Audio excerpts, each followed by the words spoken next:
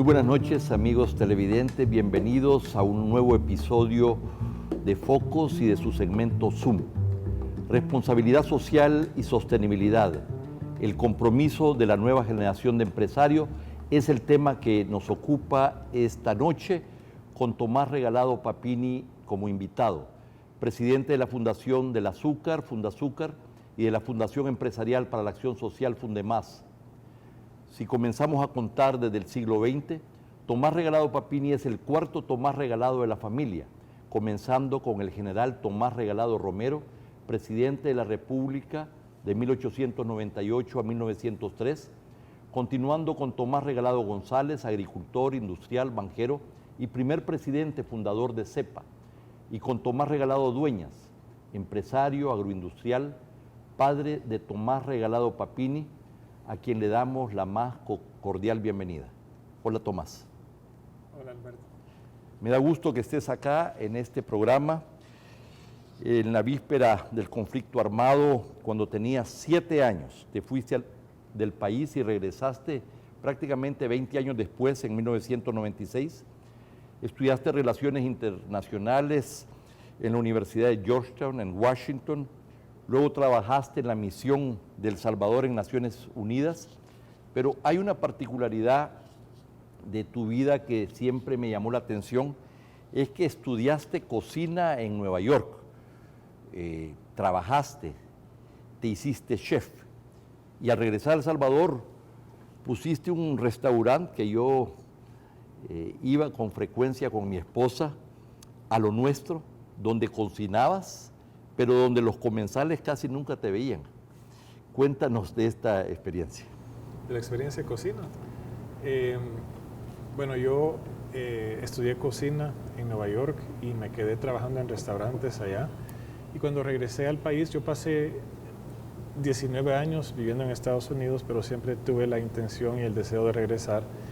Y cuando regresé a El Salvador, me di cuenta que para comer rico, para comer bien, tenías que ir a un restaurante italiano, francés o español. Yo me puse la meta, puchica, ¿por qué no hacemos un restaurante rico, bueno, de comida salvadoreña? Entonces surgió la idea de A Lo Nuestro, donde poníamos en relieve los ingredientes salvadoreños para que los comensales se sintieran orgullosos de nuestros ingredientes propios.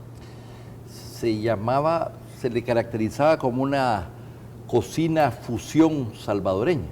Sí, lo que hacíamos es, utilizábamos técnicas internacionales de cocina, china, francesa, italiana, pero la clave era utilizar ingredientes salvadoreños y en particular los ingredientes de la temporada. Si era temporada de jocotes, hacíamos platos con jocotes. Si era temporada de nísperos, hacíamos platos de nísperos. ¿Y usabas el alguaste, nuestro pesto? Fíjate que nunca usé el alguaste, casualmente, aunque es algo tan común, nunca lo utilicé. ¿Todavía cocinas? ¿Sigues cocinando en casa? Sí, cocino, pero cocino cosas más que todo en función de que mis hijos le agarren cariño a la cocina. Entonces hacemos galletas, pasteles, barbacoa, cosas sencillas. Muy bien.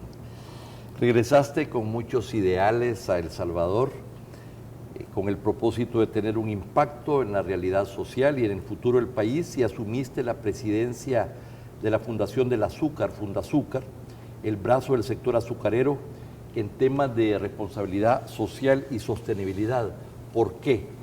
¿Qué es lo que te llevó a asumir la presidencia de Fundazúcar?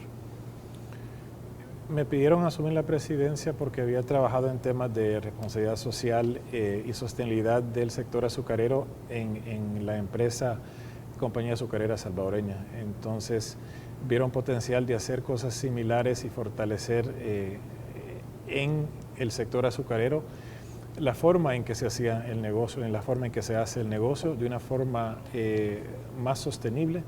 Y la sostenibilidad se define cómo una empresa o un sector puede ser exitoso económicamente, pero entendiendo sus impactos sociales y ambientales. Eso es la sostenibilidad, es buscar éxito económico entendiendo que tenés una responsabilidad social y ambiental. Y eso fue el tema, cómo el sector azucarero, cómo toda la cadena del sector azucarero, comenzando desde que se cultiva, se transporta y se transforma azúcar en melaza, cómo se puede hacer de la forma más responsable, de cómo se puede hacer para impactar positivamente al país. ¿Pero qué en concreto, por ejemplo, han hecho? ¿A qué se dedican? Nos dedicamos a apoyar a la industria azucarera en fortalecer su forma de hacer negocios de forma sostenible. Específicamente, en la actualidad estamos trabajando un proyecto, se llama la Estrategia de Sostenibilidad del Cultivo de Caña, de la primera etapa del cultivo, del proceso, que es el cultivo de la caña. Y específicamente estamos implementando un manual de buenas prácticas agrícolas para asegurar que los cañicultores del país trabajen sosteniblemente y responsablemente en temas sociales, en su entorno, con su comunidad y con su forma de trabajar ambientalmente también. Luego fuiste electo para presidir la Fundación Empresarial para la Acción Social, Fundemás, que esta semana celebró la Semana de la Responsabilidad Social Empresarial y la Sostenibilidad, donde se debatió durante 4 días la Agenda 2030 de Naciones Unidas y los 17 Objetivos del Desarrollo Sostenible. Has estado toda la semana con muchísima gente, con una actividad que, en mi opinión, marca un antes y un después, porque hay desafíos importantes que ustedes han asumido. Cuéntanos, ¿qué pasó esta semana? Esta semana, como Fundemás, hicimos la Semana de Responsabilidad Social Empresarial y Sostenibilidad y enmarcamos en la semana el análisis de los Objetivos de Desarrollo Sostenible, que son 17 objetivos que fueron desarrollados por las 193 naciones que son miembros de Naciones Unidas. Es decir, fueron desarrollados por todo el mundo con el motivo de crear un mejor mundo. Es decir, ¿qué podemos hacer nosotros? En este caso, los países miembros de Naciones Unidas para crear un mejor mundo. Pero lo interesante de los objetivos es que plantean un reto, que todos estos retos, 17 retos o objetivos, que son bien amplios, son objetivos comenzando por ponerle fin a la pobreza, ponerle fin al hambre, mejorar educación, mejorar salud para todos los habitantes de la Tierra. ¿Cómo podemos afrontar el tema de agua, el tema de cambio climático? ¿Cómo podemos tener empresas exitosas pero sostenibles? Son temas tan amplios, tan grandes, que no solo es un temas que pueden afrontar los gobiernos solos. Y la gran bondad de los Objetivos de Desarrollo Sostenible es que fueron no solo desarrollados por gobiernos, pero desarrollados también por la sociedad civil, por universidades, tanques de pensamiento, pero también de empresas del mundo. Entonces el gran reto para todos es cómo podemos afrontar estos desafíos, estos objetivos conjuntamente. Cómo puede gobierno, empresa privada, sociedad civil, trabajar conjuntamente para afrontar y resolver estos objetivos. Los objetivos del desarrollo del milenio fueron del 2000 al 2015, pero estos objetivos para la sostenibilidad se inician en el 2015 para terminar en el 2030. Pero la diferencia es que mientras los primeros prácticamente eran asumidos por los gobiernos, estos son asumidos por los gobiernos, por las empresas, por la sociedad civil. Exactamente, esa es la gran diferencia y el tema, y por eso es que esta semana se la dedicamos a los Objetivos de Desarrollo Sostenible, para que las empresas privadas del país pudieran entender y visualizar su rol dentro de estos objetivos, cómo una empresa puede apoyar a resolver la pobreza, cómo una empresa puede apoyar a resolver el tema de cambio climático. Y realmente a la conclusión que llegamos es para poder resolver retos tan grandes no lo podemos hacer solos. El gobierno no puede solo, la sociedad civil no puede sola y la empresa privada tampoco puede sola. Entonces la idea es fomentar a través de esta semana el entendimiento que todos tenemos que trabajar conjuntamente para tratar estos temas. Esto me da la impresión que es una especie de un nuevo paradigma con una visión muchísimo más integral del desarrollo, pero además de los actores, y además plantea una hoja de ruta específica de cooperación además entre diversos sectores para lograr esos objetivos. Estamos hablando de un enfoque diferente, en mi opinión, alto respecto a lo que era el enfoque anterior. Sin duda, es un enfoque totalmente diferente, es una nueva plataforma, una hoja de ruta de desarrollo mundial, pero también para mí lo importante es que es un nuevo lenguaje o es un lenguaje en común que todos podemos tener. Porque ¿quién se puede oponer a ponerle fin a la pobreza? ¿Quién se puede oponer a tener ciudadanos educados, ciudadanos con acceso a salud? Nadie se opone a eso. Entonces, cuando ponemos un tema al cual nadie se puede oponer y nos ponemos alrededor de ese tema a conversarlo, ahí tenemos un lenguaje en común, una plataforma para poder trabajar conjuntamente a buscar soluciones. Claro, en esta conferencia inaugural tú presentaste la rueda de la vida educativa y productiva de un salvadoreño, elaborada por UNICEF, que calificaste precisamente del círculo vicioso. Explícanos en pocas palabras esta rueda que me parece que está muy bien lograda. Sí, esta rueda plantea la vida de un salvadoreño, la vida educativa y la vida productiva. Educativa, la vida cuando pasa de 0 a 18 años en la escuela prácticamente, y de 18 en adelante cuando está trabajando. Entonces lo que pasa en la rueda es que, y el trabajo hecho por UNICEF es extraordinario porque nos plantea esa vida de un salvadoreño. Cada año nacen aproximadamente 100,000 salvadoreños. De esos 100,000 salvadoreños, 97,000 de 0 a 3 años no tienen acceso a una educación inicial, es decir, una educación cuando son pequeñitos. Lo interesante es que en El Salvador, de 4 a 6 años, en la etapa preescolar, 60,000 de esos 100,000 sí logran estar en la escuela. Y ya para primer grado, 92,000 salvadoreños tenemos acceso a la escuela, es decir, estamos en la escuela. Pero ¿qué pasa de ahí en adelante? A la medida que va pasando por la escuela, 60,000 se salen del proceso. Entonces solo permanecen 40,000 chicos, solo 40,000 chicos de los 100,000 nacidos se gradúan de bachillerato. Ahí ya tenemos un aporte a ese círculo vicioso que no andamos muy bien. Y para entonces hay 60,000 chicos que están fuera de la escuela y que están en situaciones precarias y están en situaciones donde pueden ser mal influidos. Pero ¿qué pasa con los restantes, los 40,000 que sí terminan? De esos 40,000, están en escuelas, 2 de 3 de esos chicos están en escuelas donde están en una situación de presencia de mara, es una situación de inseguridad. Casi 2/3 de los centros educativos están afectados por la presencia de pandillas. Entonces estos jóvenes viven en ese ambiente, o no están en la escuela, o en la escuela están en una situación precaria o de amenazas.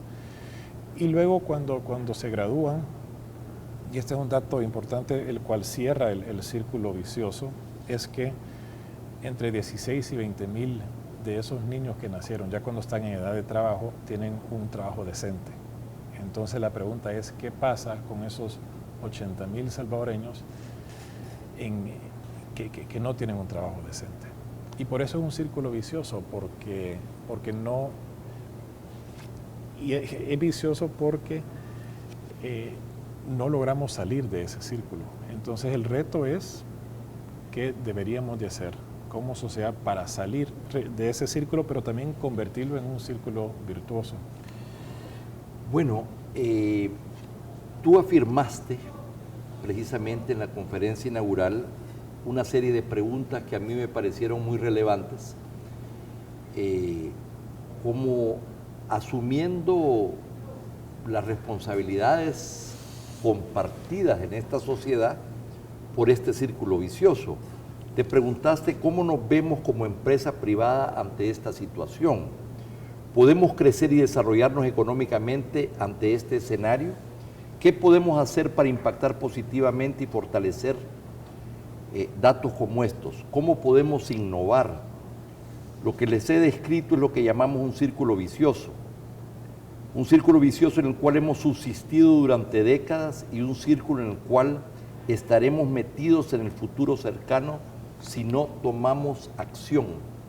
Tenemos dos opciones ante esta realidad: lavarnos las manos y culpar a otros, o ver cómo afrontamos y le damos soluciones innovadoras a estos temas.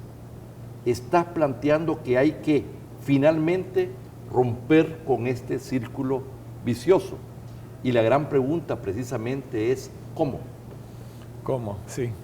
¿Y qué rol jugamos cada uno dentro de nuestra sociedad para convertir este círculo vicioso a uno virtuoso? Y ese es el reto que le pusimos esta semana a las empresas. ¿Cómo podemos aportar como empresas? ¿Qué rol tenemos?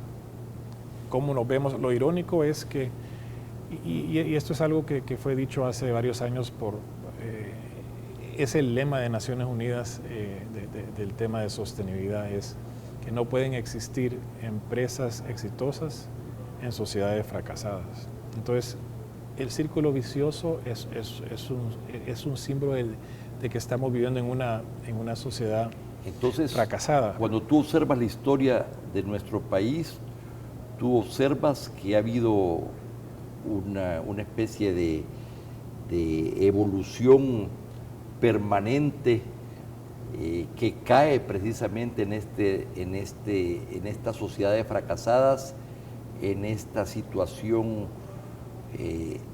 si no de estado fallido, pero como que no logramos salir, y que por momentos hay momentos de ascenso, de mayor crecimiento, de un poco de mayor movilidad, pero después entramos en crisis o en guerras o en situaciones difíciles como las que estamos hoy precisamente. Correcto, y hemos tenido intentos en el pasado para salirnos de este círculo, pero no han funcionado. Entonces necesitamos una nueva forma de visualizar el rol de cada uno de los actores de la sociedad en nuestro entorno y cómo podemos sacarnos de este círculo vicioso. Entonces tenemos que trabajar de una forma totalmente diferente. Vamos a hablar precisamente de esto y de este círculo virtuoso cuando regresemos de este corte comercial.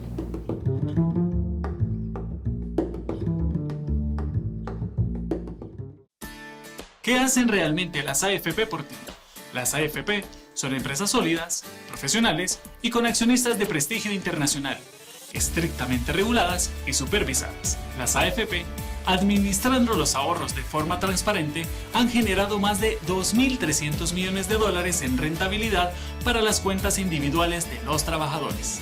Los afiliados, dueños de más de 8.600 millones que respaldan su pensión, se merecen una reforma que logre mayor rentabilidad, mayor cobertura y mejores pensiones de forma sostenible. Cuando la vida y la salud de las mujeres está en riesgo, la familia salvadoreña se une. Apoya los 4 casos de interrupción del embarazo. Actúa ahora. Seguimosunidos.com.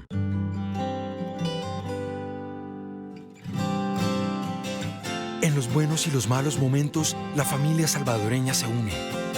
Porque un embarazo de alto riesgo podría pasarle a cualquiera. Apoya los 4 casos de interrupción del embarazo. Actúa ahora. Seguimosunidos.com.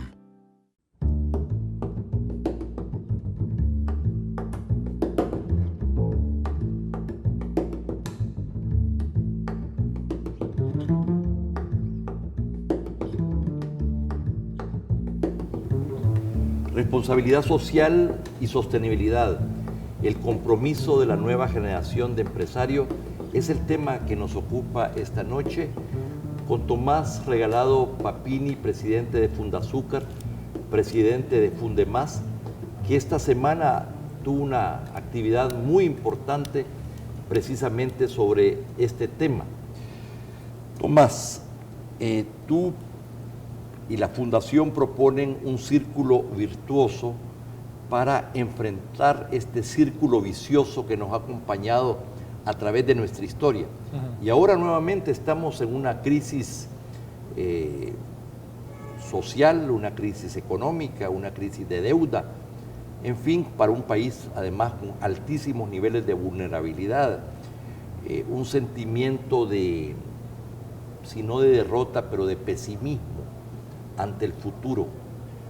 Y en medio de este contexto vienen ustedes no solamente a plantear un diagnóstico que a mi juicio es real, pero además a proponer una ruta diferente, y no estamos hablando aquí en este caso de políticos, pero estamos hablando de empresarios que asumen la responsabilidad social y el compromiso con la sostenibilidad integral del país. Háblanos de esta propuesta del círculo virtuoso. El círculo virtuoso viene a ser una propuesta de cómo la empresa privada puede actuar de una forma concreta para ayudar a solventar y sacarnos del círculo vicioso del cual hablamos en el primer segmento. Y concretamente son ideas, solo son ideas planteadas, pero cada empresa lo puede hacer a su manera, pero es de realmente integrarse a su entorno. Entonces, si hablamos del círculo vicioso que presentamos anteriormente, que es la etapa formativa y la etapa productiva de un salvadoreño, vimos que 92.000 chicos de 0 a 3 años, de los 100.000 que nacen, no tienen acceso a una educación primaria. Entonces, la respuesta de la empresa, ¿qué podría ser? Podría ser apoyar poniendo guarderías en sus empresas. En la etapa que los chicos están de primer grado a bachillerato, horarios flexibles para los padres, para poder pasar, tengan tiempo con sus hijos, para poder asegurar que mantengan en la escuela. En comunidades donde hay inseguridad, las empresas en esas comunidades pueden apoyar con proyectos de convivencia ciudadana. Y ya en la etapa de trabajo, la etapa laboral, ¿qué pueden hacer las empresas más allá de lo tradicional? Pueden tener alianzas con universidades, con escuelas técnicas, para alinear las necesidades de la empresa con los proyectos o con las clases o estudios que dan las universidades, para asegurar que cuando salgan de estas universidades o escuelas técnicas puedan tener mejor chance de tener trabajo. Las empresas pueden impulsar el espíritu emprendedorista de los salvadoreños para que emprendan su propia empresa. Y estas son ideas, son algunas ideas de varias que están surgiendo y que pueden surgir más, porque estamos queriendo innovar. Y es una respuesta a la visión tradicional empresarial en el mundo, realmente, no solo en El Salvador, de que el aporte de la empresa es solo pagar impuestos y dar trabajo. Es decir, la empresa puede aportar más. Efectivamente, hablando del enfoque tradicional es, bueno, las empresas deben de ser rentables, y al ser rentables hacen inversiones, crean empleos con sus respectivos salarios y además pagan impuestos. Y muchos de la vieja guardia, dirán, bueno, esa es la responsabilidad social, generar empleos. Pero eso contrasta con una visión mucho más holística, mucho más integral de la responsabilidad del empresariado. Y esa responsabilidad que tiene la empresa de generar empleo es importantísima, pero los retos globales que tenemos requieren de una forma innovadora de actuar, de una nueva forma de actuar de la empresa privada. Y te voy a dar un ejemplo ya como para aterrizar el círculo virtuoso y el círculo vicioso y el círculo virtuoso, y qué rol puede tener la empresa privada para ayudar al país a transformarnos a pasar de una vida en un círculo vicioso a un círculo virtuoso. Y te voy a dar un ejemplo planteándote, si tú tuvieras una empresa en una comunidad, y en esa comunidad el gran desafío o el gran problema de la comunidad es la deserción de estudiantes de la escuela que puede estar a la par de tu empresa, y que tiene otro problema de que los docentes necesitan fortalecer sus habilidades didácticas. Ese es el problema. Y quizás la deserción es lo principal. Y tu respuesta, quizás tradicional o filantrópica, es donarle a los chicos mochilas. al donarle a los chicos mochilas, ¿qué está resolviendo de esos dos temas que realmente apremien a la comunidad? Ese es el tema, es decir, ¿qué podés hacer para realmente atacar esos desafíos de la comunidad? ¿Cómo puedes formar alianzas con ONGs, con otras empresas, con gobierno local, con gobierno central, para resolver el tema de deserción, para resolver el tema de los docentes?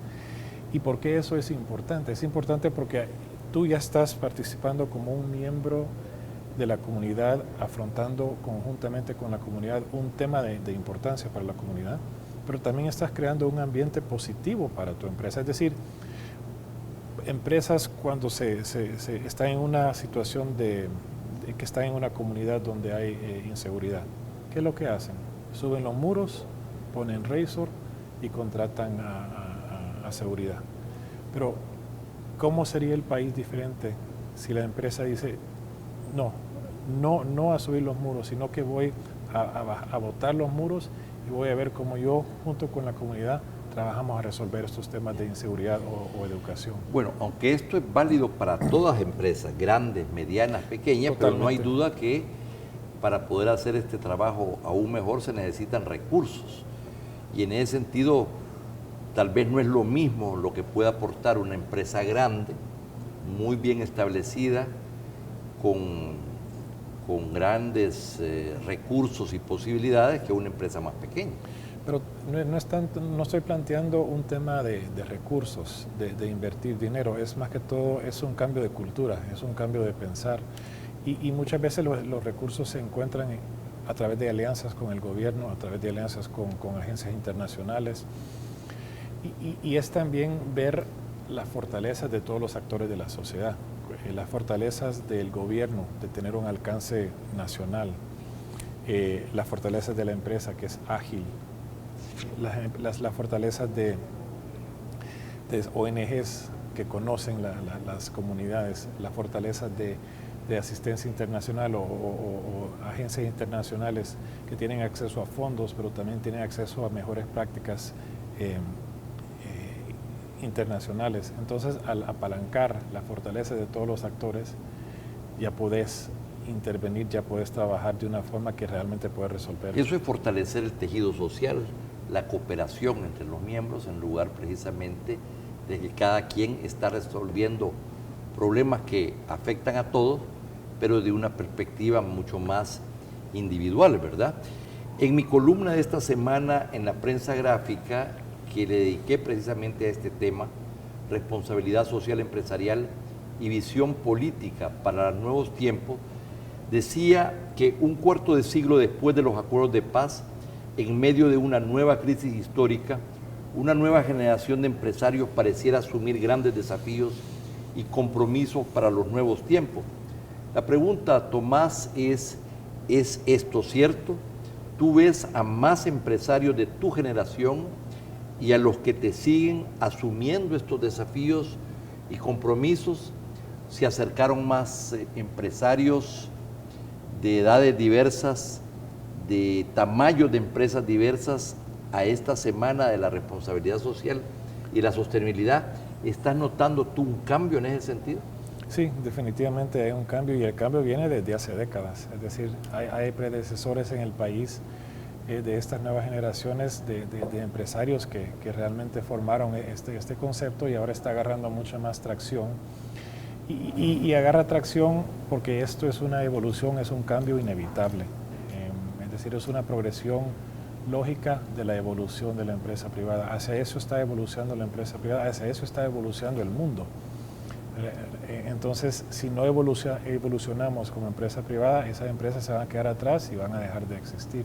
Entonces, las empresas, para asegurar su sostenibilidad, tienen que ser sostenibles, tienen que entender el entorno social y ambiental donde están trabajando. Pero si lo podemos ubicar en los tiempos, yo diría que este concepto nació hace ¿cuánto? 20, 25 años, y sobre todo ha tomado mucho más presencia en los últimos 10 o 15 años.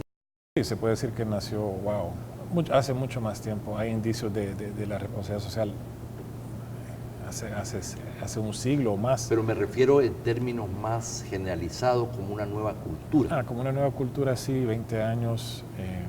En los momentos en la actualidad está agarrando una atracción impresionante y como mencioné, como es algo inevitable, nos estamos dando cuenta todos los empresarios, todas las generaciones jóvenes ya lo están trabajando así, de que hacia eso tenemos que progresar.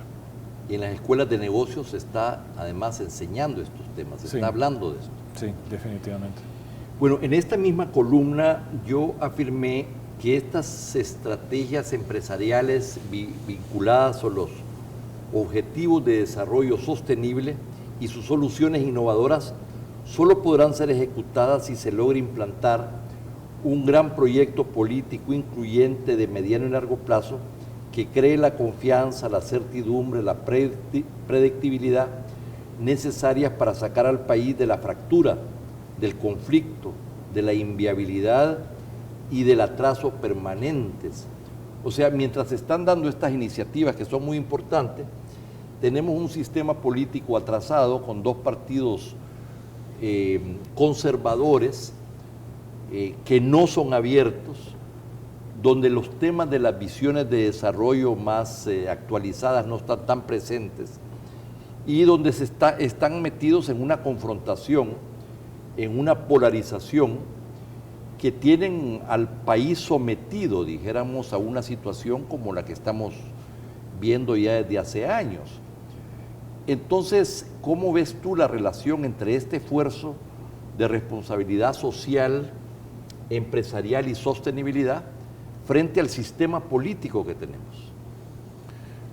El esfuerzo de Fundemás, el impulsar la sostenibilidad, es un acto como de extender la mano a la sociedad, de extender la mano a todos los sectores, incluyendo al sector político, y decir, hay otra forma de trabajar que no requiere que un grupo gane, que otro grupo gane, que no requiere estar polarizados, porque la sostenibilidad requiere del trabajo en equipo de todos. Entonces, ese extender de la mano, es decir, tenemos metas de país que son difíciles de resolver, y peleándonos políticamente no lo vamos a sacar adelante. Es decir, que gane uno y derrote al otro, no vamos a resolver las heridas que tenemos como país, las heridas que tenemos como sociedad.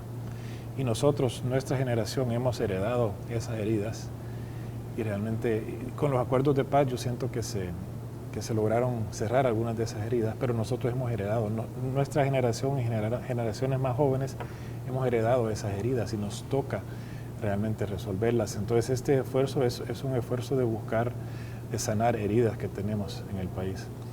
Bueno, efectivamente esta nueva generación de empresarios está mejor preparada, es más sensible tal vez socialmente, más democrática políticamente, pero pareciera que no solamente debe asumir los desafíos de la responsabilidad social empresarial y de la sostenibilidad, pero también tiene de una o de otra manera que incidir en la transformación de los mismos partidos políticos, de la cultura política. No es que pretenda darle más tareas de las que ya tienen, pero pareciera que al menos en el principal partido de la oposición, Arena, hay un grupo de empresarios que tiene una interlocución privilegiada y una influencia importante. Y en ese sentido, yo no veo todavía reflejado en ninguno de los dos partidos, ¿verdad? Pero ciertamente no lo veo en Arena, esta concepción de la que tú estás hablando. Quizá, no sé, realmente no lo he analizado a profundidad, pero más y más se va a ver eso, porque los partidos políticos, si quieren realmente apelar a la sociedad a la cual sirve, tienen que entender que estos son temas de gran importancia, no solo para la empresa privada, pero también para la sociedad en general.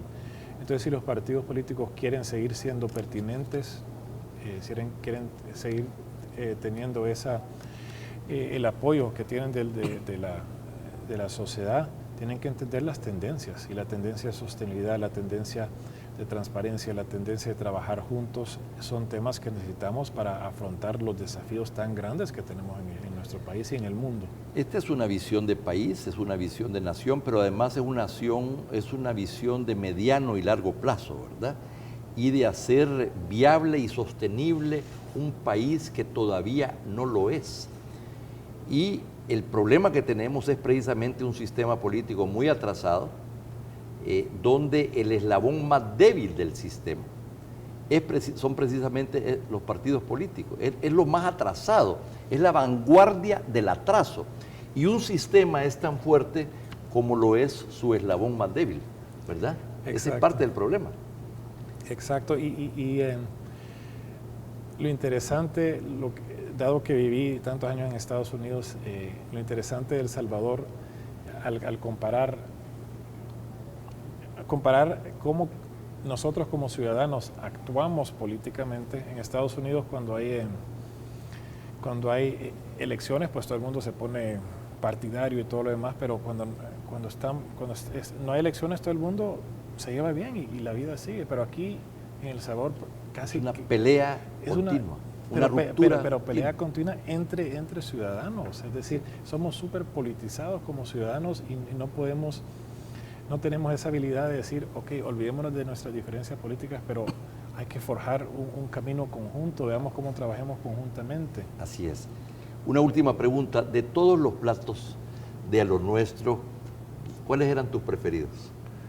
Puchica, los preferidos míos eran cuando realmente eran esos donde agarraba un ingrediente salvadoreño y lo presentaba de tal forma de que realmente se sentía esa nostalgia por los salvadoreños, donde se sentía ese ingrediente que me llevaba a mí o que podía llevar a los que llegaban a lo nuestro, a recordarse de su niñez y a recordarse orgullosamente de la cultura culinaria de El Salvador. Excelente, ojalá que pueda volver a surgir este restaurante porque lo extrañamos. Tomás, muchísimas gracias, ha sido un gusto tenerte esta noche. Un gusto, Alberto. Y bueno, amigos televidentes, ha sido otra entrevista más del segmento Zoom. No nos cambie, viene el segmento Prisma. Buenas noches.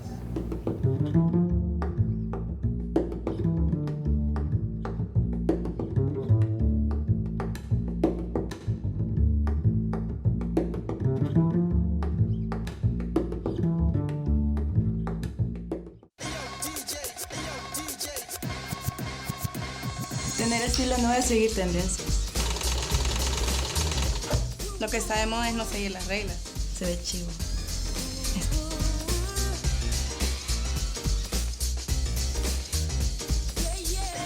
Reciclar, Reinventar. reutilizar. Eso está de moda.